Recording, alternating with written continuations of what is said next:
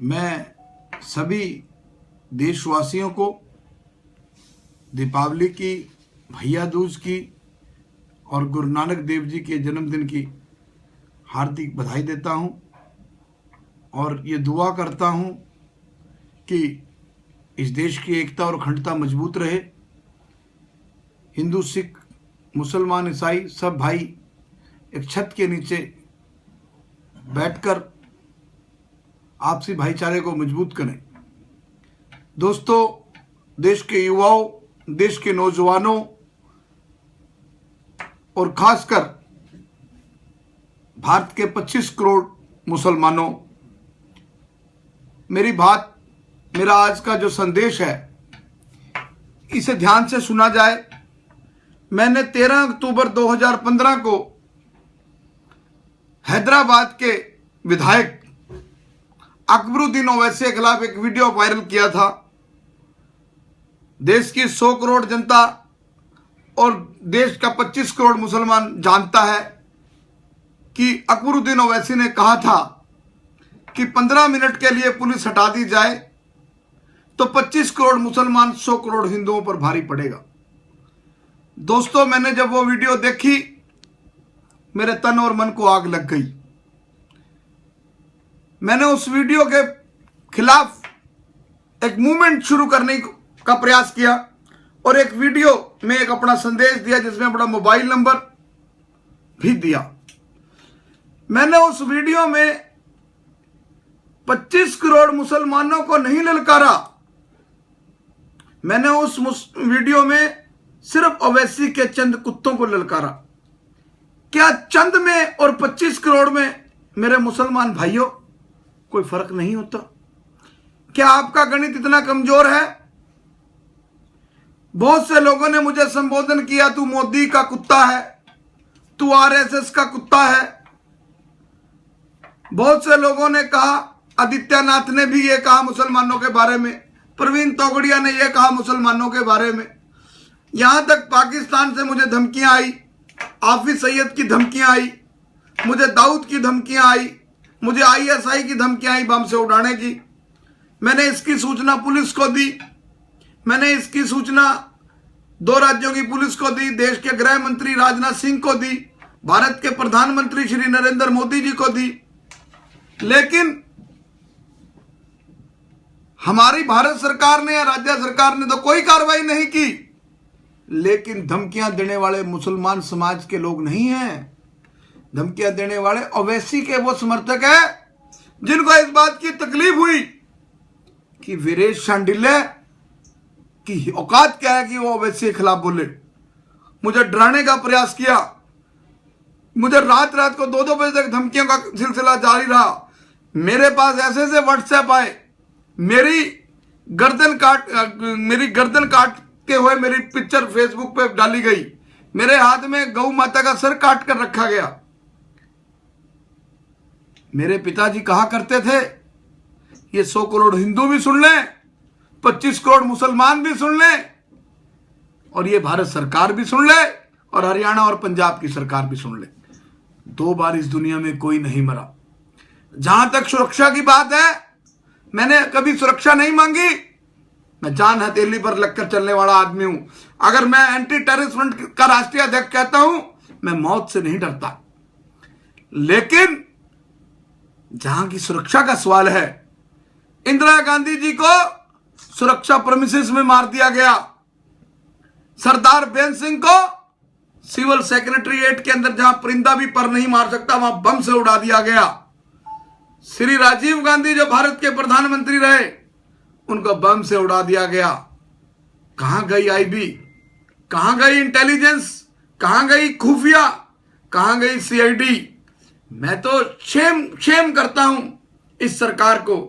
और मैं आज इस देश के 25 करोड़ मुसलमानों से पूछना चाहता हूं, मेरे मुसलमान भाइयों, खून आपका भी लाल है, खून मेरा भी लाल है। मजहब नहीं सिखाता आपस में बैर रखना। क्या इस्लाम ये सिखाता है कि मुझे गंदे गंदे व्हाट्सएप भेजे जाए? क्या इस्लाम ये सिखाता है कि हाफिज जैसे आदमी मुझे धमकियां दे, आईएसआई मुझे धमकियां दे, ऐसी सी गंदी गंदी गालियां दे, गंदे गंदे वीडियो भेजे? मेरे परिवार के बारे में, मेरे बच्चे को उठाने के बारे में, मेरी औरत को उठाने के बारे में क्या आपके मदरसा ये सिखाते हैं?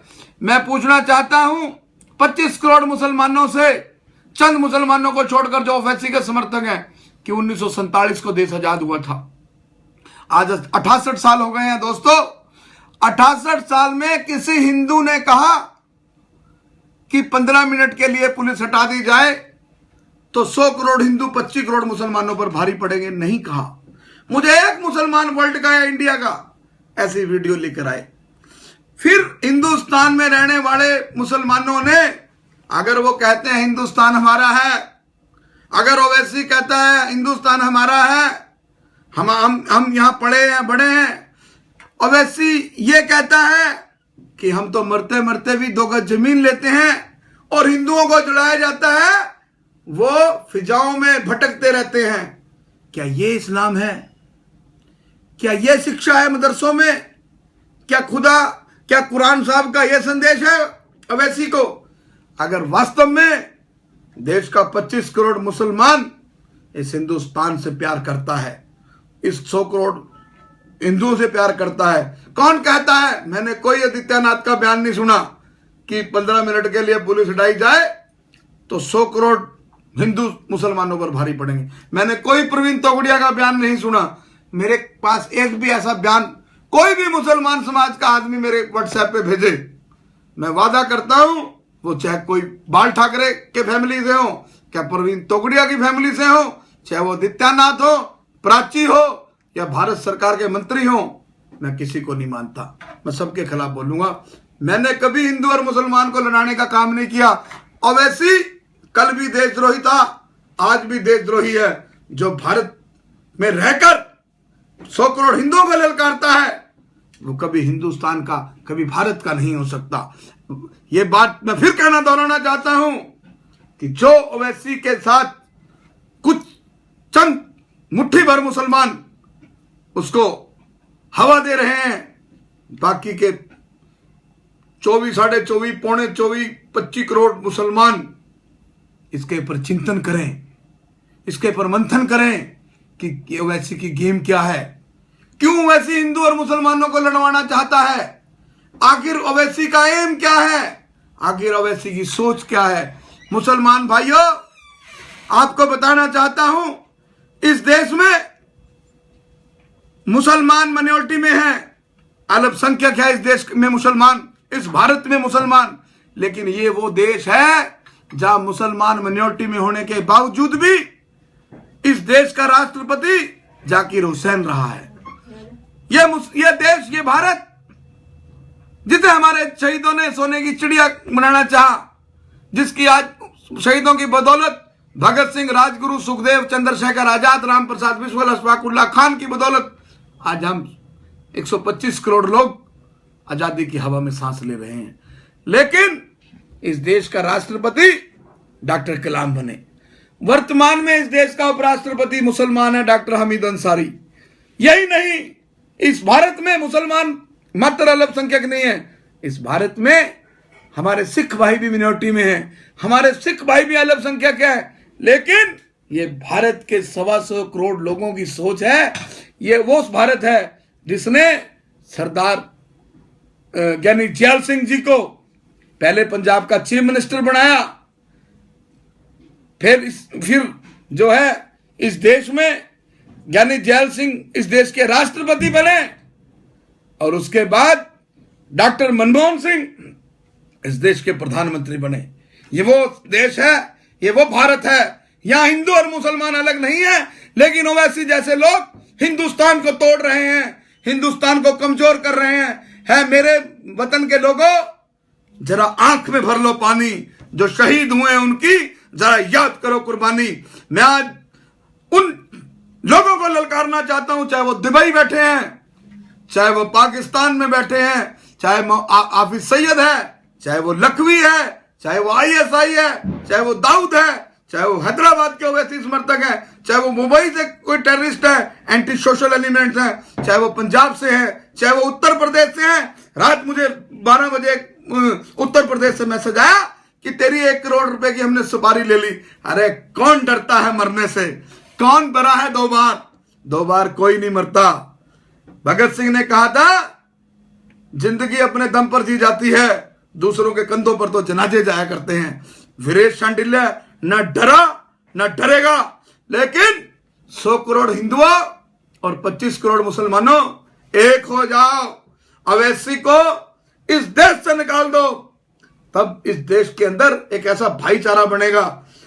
मैं अवैसी से पूछना चाहता हूं कि वह राजनीति करता है बड़ा अवैसी श्वेत पत्र जारी करे कि क्या कल को वो किसी बड़ी राजनीतिक पार्टी में आकर इस देश का वजीर आजम नहीं बन सकता, इस देश का राष्ट्रपति नहीं बन सकता, किसी राज्य का गवर्नर नहीं बन सकता? क्या उसको 100 करोड़ हिंदुओं की जरूरत नहीं है? अवैसी व्हाइट पेपर इशू करे। और जो 25 करोड़ मुसलमान जो आज उनके समर्थक मुझे धमकियां दे रहे हैं, वो खुलेआम आए, मुझे बम से उड़ाए। कोई कहता है 26/11 भूल गए, कोई कहता है मुंबई भूल गए। और यह कहा गया वीरेश शांडिल्य को कि माफी मांग ले ओवैसी से, इस्लाम धर्म कबूल कर ले। अरे मैं कब मुसलमानों से एलर्जी करता हूं, लेकिन डरा कर मुझे इस्लाम धर्म कबूल कर रहे हो, फिर मुगल राज की दस्तक देने की कोशिश कर रहे हो। ऐसी सोच रखने वाले औरंगजेब ओवैसी, बाज आजा, अपनी औकात में रह, मुझे डराने की कोशिश मत कर। मैं डरता हूं, खुदा से डरता हूं, मैं पढ़ता हूं, अगर गीता पढ़ता हूं, अगर मैं गुरु ग्रंथ साहब की पूजा करता हूं, गुरु ग्रंथ साहब के आगे सिर नवाता हूं, तो मैं कुरान साहब के अंदर भी के आगे भी सिर नवाता हूं। मैं अजमेर शरीफ की दरगाह पे जाकर भी पूजा उनके आगे सिर नवाता हूं। लेकिन अगर चंद मुसलमान जो वैसी के समर्थक है वो मुझे डराने की कोशिश करेंगे, मैं डरूंगा नहीं। मैं मरने से नहीं डरता। मैं वो चीज हूं, मैं अपने वतन के लिए, अपने देश के लिए, मैं उन शहीदों की सोच पर पहरा देता हूं। मैं इन देश के मुसलमानों से पूछना चाहता हूं कि उन्होंने कभी अपने लेटर पैड पे, अपने बैनर पे कभी अशफाक उल्लाह खान की फोटो दी? अवैसी अपने लेटर पैड दिखाए कि उसने अशफाक उल्लाह खान की फोटो दी जिसने इस देश के लिए, आजादी के लिए फांसी के फंदों को चूमा। मैंने अपने लेटर पैड पे, अपने कार्ड पे अशफाक उल्लाह खान की फोटो लगाई हुई है। मैं वो आदमी हूं। मैं हिंदू और मुसलमान, सिख और ईसाई को लड़ाना चाहता। हिंदू कौन है, सिख कौन है? हम एक सिक्के के पहलू हैं। अगर हिंदुस्तान में रहने वाले मुसलमान ये समझते हैं कि आदित्यनाथ उन्हें कह रहा है कि तुम पाकिस्तान चले जाओ, मैं आदित्यनाथ का विरोध करता हूं। अगर हिंदुस्तान में रहने वाले मुसलमानों को प्रवीण तोगड़िया कहता है पाकिस्तान चले जाओ, मैं उसका विरोध करता हूं। लेकिन मुसलमान भाइयों, मेरे दोस्तों, आपके यहां ईद होती है, हिंदू समाज के लीडर आपके साथ बैठकर आपका व्रत तड़वाते हैं, आपका उपवास तड़वाते हैं। मैं आपसे पूछना चाहता हूं, आपके देवबंद के अंदर से फतवे जारी होते हैं, हम वंदे मातरम नहीं कहेंगे, हम भारत माता की जय नहीं कहेंगे। भारत माता कौन है?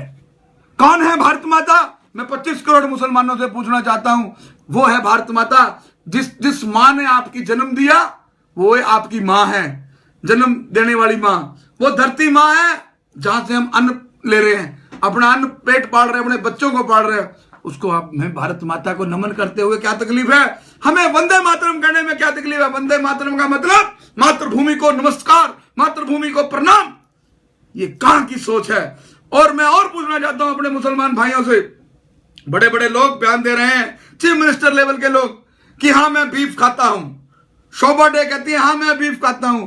मैं उनसे पूछना चाहता हूं, अपने बेडरूम की प्रोसीडिंग और अपने घर में क्या करते हैं, और अपने बिजनेस में क्या चोरी ठगी करते हैं, और अपने जीवन में क्या क्या ठगी मारी हैं, वो भी मीडिया को दिया करो, उसकी भी रिपोर्टिंग मीडिया को दिया करो। ये लोग देश की एकता और अखंडता को खत्म करना चाहते हैं। मोदी जी, भारत को मजबूत करो। और जो लोग मुझे बम से उड़ाने की धमकियां दे रहे हैं, और वैसे समर्थक मुझे डिमोरलाइज करने की कोशिश कर रहे हैं, मोदी जी ऐसी स्थिति ना बना लेना, ना घर के रहे, ना घाट के रहे, ना इधर के रहे, ना उधर के रहे। ऐसे हालात बनने जा रहे हैं। बिहार इस बात का जीता जागता उदाहरण है। मुझ हिंदू लीडर को, मैं हालांकि मुसलमान विरोधी नहीं हूं, लेकिन हिंदू सरकार मुझे प्रोटेक्ट नहीं करी। 13 अक्टूबर से मेरी FIR दर्ज नहीं हुई, मेरे को सिक्योरिटी, मेरी परिवार की सिक्योरिटी किसी ने नहीं की। यह है भारत सरकार, यह है हिंदुओं की सरकार। नहीं, हिंदू और मुसलमान ये दोनों ही सरकारें हिंदुओं को और मुसलमानों को लड़ाना चाहती हैं। हिंदू, मुस्लिम, सिख, ईसाइयों को एक मंच बनाना होगा। एकता और भाईचारे का जो है हमें एक ऐसा मुहिम शुरू करनी होगी। मुझे एक सऊदी अरब से फोन आया था, उन्होंने कहा था कि मैं अगर ओवैसी माफी मांग ले 100 करोड़ हिंदुओं से, मैंने कहा मैं माफ कर दूंगा और ओवैसी के साथ मिलकर हिंदू मुस्लिम भाईचारे को पूरे देश में हैदराबाद से शुरू करूंगा। ओवैसी मैदान में आए, ओवैसी अपनी सोच स्पष्ट करे, ओवैसी यह बताए कि उसको वंदे मातरम और 100 करोड़ 25 करोड़ मुसलमानों को 32 करोड़ मुसलमान ये बताएं कि वंदे मातरम कहने में उनको तकलीफ क्या है, उनको भारत को नमन करने में, भारत मां के आगे शीश नवाने से उनको क्या तकलीफ है। वो अपनी सोच को बदलें और हिंदू समाज के जो भी नेता हैं, चाहे वो आदित्यनाथ है, चाहे वो प्रवीण तोगड़िया है, चाहे उद्धव ठाकरे साहब हैं, चाहे राज ठाकरे साहब हैं, चाहे बीजेपी का कोई भी लीडर है, आदित्यनाथ है, कोई भी लीडर है, चाहे प्राची है, मैं उनसे अपील करता हूं, ये भारत तभी सोने की चिड़िया बनेगा, पाकिस्तान पाकिस्तान है। हिंदुस्तान के रहने वाले मुसलमानों को पाकिस्तान के मुसलमानों से कंपेयर ना करो मेरे 100 करोड़ हिंदुओं। मेरी भारत सरकार वैसे 100 करोड़ हिंदू कंपेयर नहीं कर रहे, लेकिन जो व्हाट्सएप मेरे पास 16,000 फोन आए, मुझे लगता है हिंदुस्तान का मुसलमान हिंदुस्तान के 100 करोड़ हिंदुओं से अब नफरत करता है। अगर नफरत नहीं करता तो शाही इमाम फतवा जारी करें दिल्ली जामा मस्जिद से, अगर 100 करोड़ 25 करोड़ मुसलमान वंदे मातरम से और भारत मां से प्रेम करते हैं, 100 करोड़ हिंदुओं से प्रेम करते हैं, तो देवबंद से फतवा जारी करे कि हिंदू मुस्लिम भाईचारे को मजबूत करेंगे, हम वंदे मातरम कहेंगे, हम भारत मां की जय कहेंगे। मैं देखता हूं मोदी जी कैसे जो है मुसलमानों के खिलाफ, और मोदी जी की टीम कैसे मुसलमानों के खिलाफ मुहिम चलाएगी। मैं इसी के साथ आप सबसे एक शेर गाकर, एक बार दोस्ती का हाथ तो बढ़ाओ तुम, चाहे हिंदू साथी हो चाहे मुसलमान साथी हो, एक बार दोस्ती का हाथ तो बढ़ाओ तुम, मैं तुम्हारे क्षेत्र में निखार लेकर आऊंगा। एक बार प्यार से नाम तो पुकारो तुम, मौत से भी सांस मैं उधार लेकर आऊंगा। मैं ना बीजेपी हूं, ना मैं कांग्रेस हूं, ना मैं तो गैर राजनीतिक पार्टी हूं। मैं एंटी टेरर स्टूडेंट इंडिया का राष्ट्रीय अध्यक्ष हूं। ग्लोबल टेररिज्म, देश में अंतरराष्ट्रीय स्तर पर आतंकवाद के खिलाफ बोलता हूं, जान हथेली पर लगता हूं, लेकिन भारत सरकार से नाराज हूं, हरियाणा सरकार से नाराज हूं, पंजाब सरकार से नाराज हूं। उन्होंने मुझे एंटी नेशनल और एंटी सोशल तत्वों से, जो मुझे पाकिस्तान के टेररिस्ट, दुबई के टेररिस्ट और हैदराबाद के टेररिस्ट मारने की धमकियां दे रहे हैं, उनके खिलाफ आज तक FIR दर्ज नहीं हुई। मुझे इस बात की तकलीफ रहेगी। उठो मुसलमान भाइयों, जागो, वीरेश शांडिल्य तुम्हारे साथ है, ओवैसी से मीटिंग करेगा, ओवैसी से बात करेगा और एक ऐसे भारत का निर्माण करेगा जहां हिंदू मुस्लिम भाईचारा, सिख ईसाई भाईचारा एक हो। जय हिंद, जय भारत।